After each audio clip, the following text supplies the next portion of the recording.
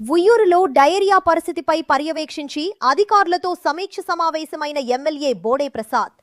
ఉయ్యూరు మండలం ఉయ్యూరు పట్టణంలోని గత 2 రోజులుగా విరోచనాలు, వాంతులతో డయేరియా లక్షణాలతో ఇబ్బంది పడుతూ వైద్యం చేయించుకుంటున్న హరిజనవాడ కాపుల రామాలయం వీధుల్లో నివాసముంటున్న స్థానికులను పరామర్శించి సమస్య గల కారణాలను పర్యవేక్షించి మున్సిపల్ అధికారులతో ఎమ్మెల్యే బోడే ప్రసాద్, మాజీ ఎమ్మెల్సీ వైవి రాజేంద్ర ప్రసాద్ సమీక్షా సమావేశం నిర్వహించారు.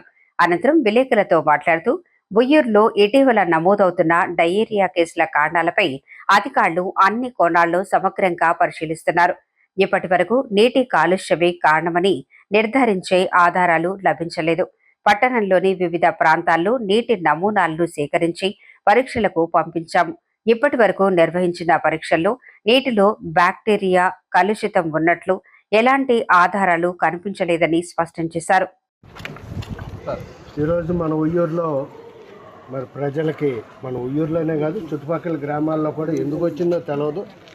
ఆ డయేరియా లక్షణాలు వచ్చి వాంతులు, విరోచనాలు అవటం జరుగుతుంది.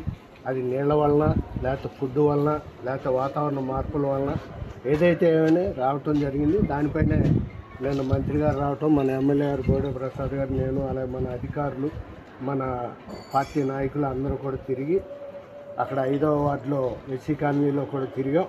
అక్కడ ఒక ఇంట్లో ఒకళ్ళకి వచ్చింది, ఇంకోళ్ళకి రాలా. వాళ్ళు కూడా మున్సిపాలిటీ నీళ్ళే తాగుతూ ఉన్నారు. ఇంట్లో అందరు తాగుతున్నారు, కానీ ఒక్కడికే వచ్చింది. సో దాన్ని ఏదో డాక్టర్స్ కానీ లేకపోతే ఇతర ప్రభుత్వ అధికారులు కానీ ఫైండ్ అవుట్ చేస్తున్నారు.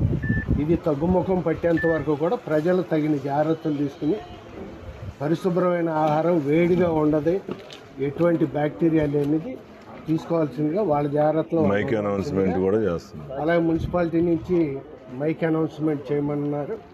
అదేవిధంగా కాచి వడపోసిన నీళ్లు ఖచ్చితంగా తీసుకోవాలి.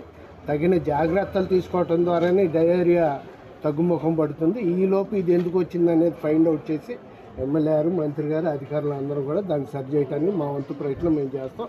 ప్రజలు ఎక్కడో కూడా భయపడిన అవసరం. Thank you.